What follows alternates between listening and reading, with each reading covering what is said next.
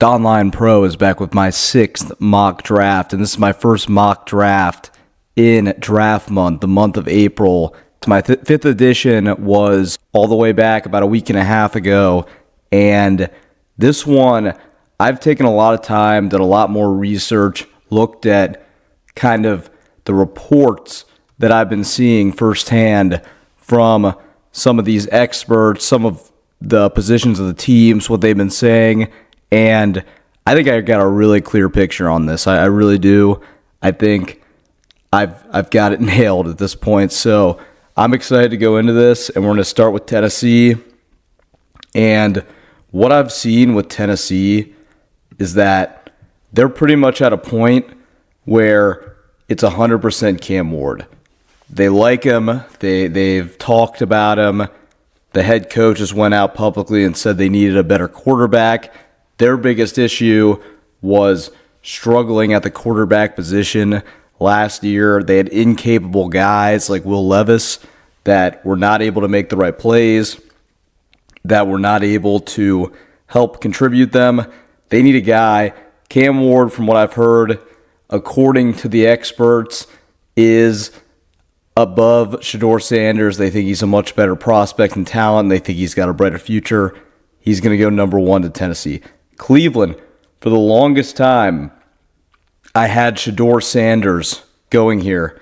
But now, from every report that I've heard, it's going to be Abdul Carter.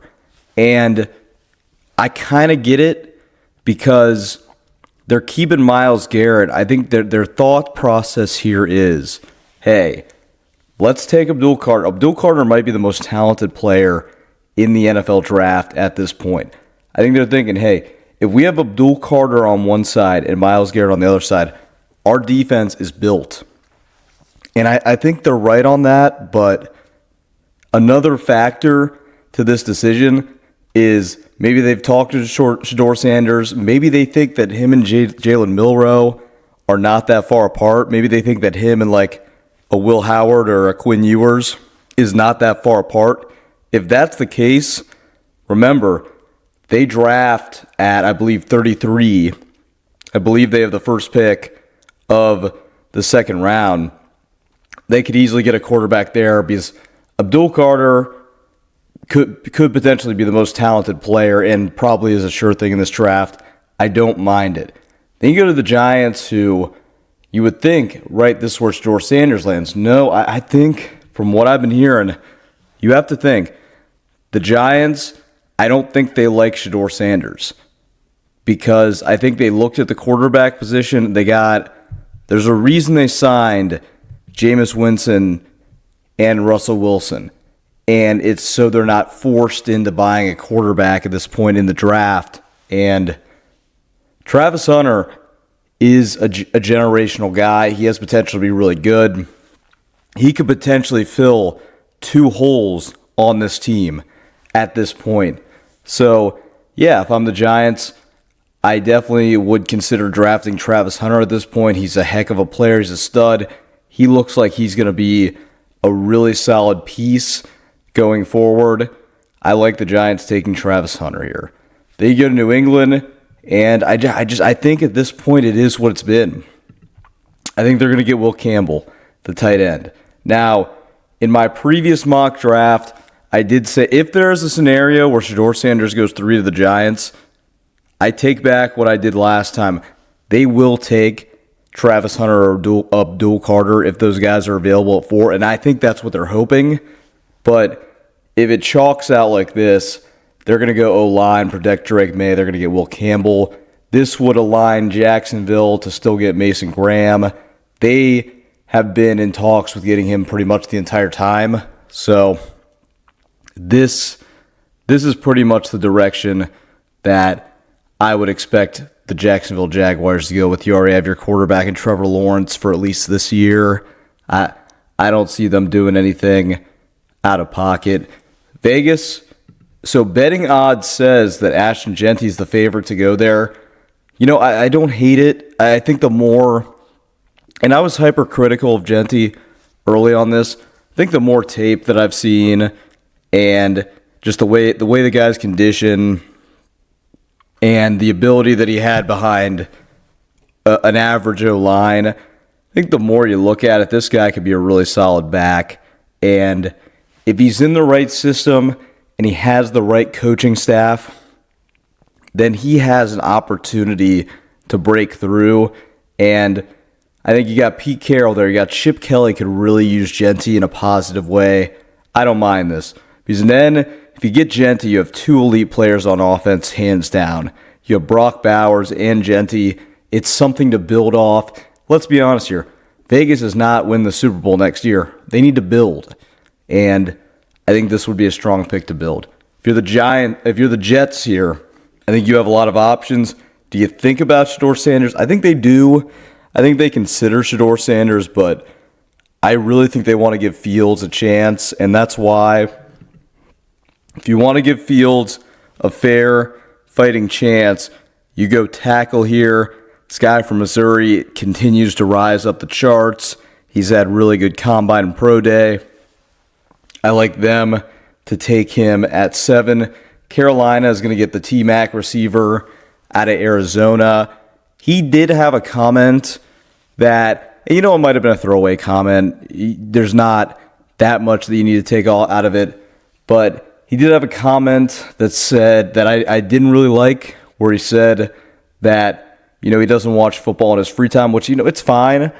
But the guys that are great in this league are just junkies for the game. They absolutely love it.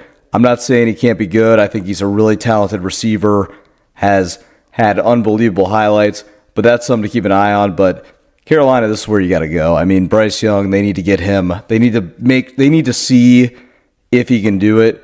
Get a guy like this, you're going to find out pretty quickly. The Saints, I see them going Will Johnson here. I think Will Johnson, pound for pound, is the best corner in this draft.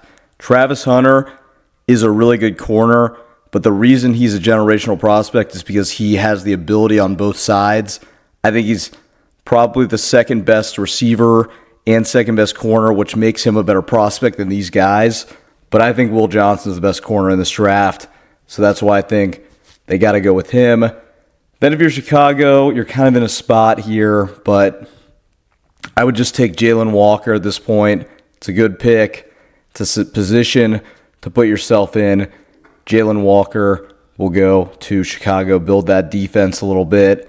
Could have saw them going O-line, but at this point with those tackles off the board, what they've done in free agency, they would love Jeanty to fall here, but from what I've heard from the betting odds, I just don't think it's going to happen. Then you go to the Niners. Niners could do a lot. I expect a defensive guy. They need an edge. They need to get younger on defense. Give them Stewart. I think this can build the youth in the building for them. The Niners are at a point right now where they cannot miss on draft picks. They cannot miss on this pick at all, and that's why they need to go with it. Dallas, you're in an interesting spot here. I'm not 100% sure where you go. I could see them going with Kelvin Banks here, build that O-line. They have a lot of depleted guys on that O-line that just seem like they're not there right now. Like they're getting older in age, so they need to build that O-line. I like Banks going to Dallas. Miami's interesting, but I think if you got Mikael Williamson right here, they need to get better on defense. I like that to Miami. Then you look at the Colts, and I see Tyler Warren. I see a guy like Tyler Warren in this spot. I think it makes sense. I think that if you're the Colts at this point, get better, get a tight end. I like Tyler Warren. And Tyler Warren is one of those guys that is really kind of a do-everything guy at tight end. So, he's the closest prospect to Brock Bowers that I've seen in a while. Atlanta here, I like them to build out the defense. You get Barron. You find a way through that. Their defense had moments last year, but it needs to improve. This is a move that will make them better. Going to Arizona here, this is the spot where Shedeur Sanders could really go. This is a spot where they could go after a guy like this. I believe it certainly is possible, but If you are Arizona, I would probably go defense. I'd probably go with Mike Green. I think you could go Shedeur Sanders there, but that would cause a mess with Kyler Murray, so I probably wouldn't do it. Cincinnati, its best defensive player available. They've built out through free agency. They have completely built out their offense. So at this point, you're just looking at finding the right defensive guy. They're going to take the best available. Next up, you have Seattle, and they're in a position where they just lost their receiver in DK Metcalf. I see them possibly going after a guy like Matthew Golden here. I think it could be a landing spot for Shedeur Sanders, but they just paid Darnold. I don't see it. Tampa Bay next.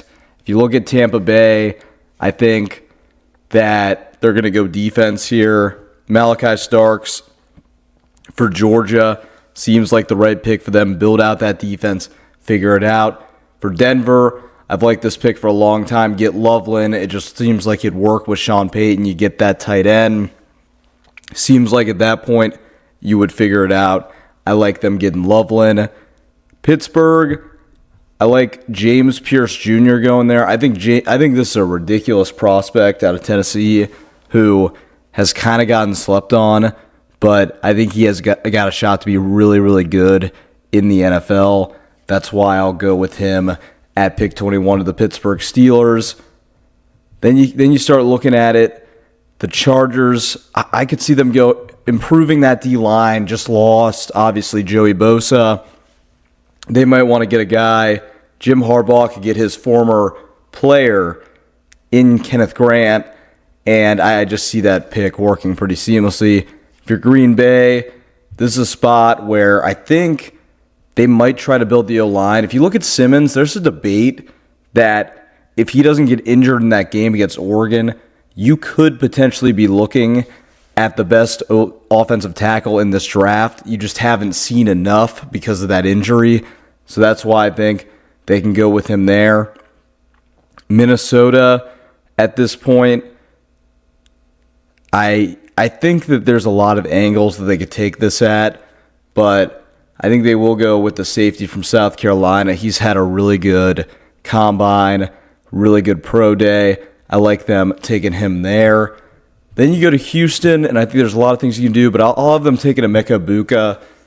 This is a spot where C.J. Stroud can kind of team back up with a guy like Emeka Egbuka. Obviously had a history before, and they lost Diggs, so they need more depth at receiver. Emeka Egbuka, as I've said in previous videos, really, really solid receiver at Ohio State. Was one of the more productive that they had ever, if you look at his full-time highlights. And I think he's going to be a guy like Terry McLaurin, where he's going to come in and he's going to make a lot of plays. The Rams, I think they'll go interior O-line, build it out a little bit more, give Matt Stafford the right protection. And I think Booker, when you're talking about interior alignment, he's one of the best you can get. Baltimore, I like Walter Nolan going here. I think it makes a lot of sense from that perspective. I think Walter Nolan could be a really good defensive integral piece for them. They go to Detroit, and I think they'll go D-line as well. And there's a lot of Oregon guys in this draft. They're going to fall more because of what that happened in that Rose Bowl game where they just kind of got smacked against Ohio State. But I think this is a solid player. They're trying to build depth on their defensive line.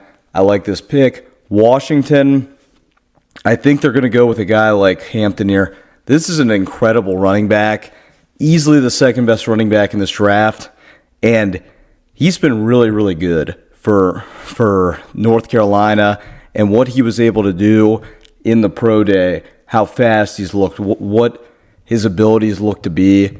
And yeah, I think he could be really a home run pick in this draft. Next up, you have Buffalo, and I really think they need a player in the secondary, and I think that all the guys in the secondary at this point in this moment in the draft are a little far down. They can get them later in the second.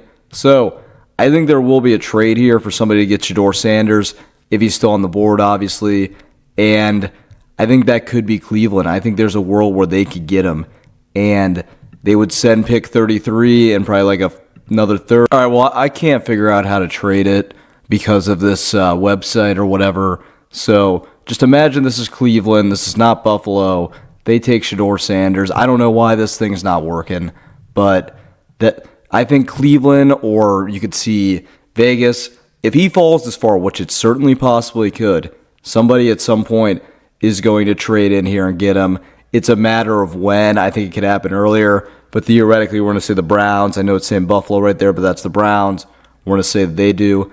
Then you go to the Kansas City Chiefs, and they're in a spot where they have to have a good draft. Zabel's their guy. They need an interior lineman. They need to obviously fill the void that was Joe Thuney. I like them taking him. And then the Eagles, it's going to be for depth at this point.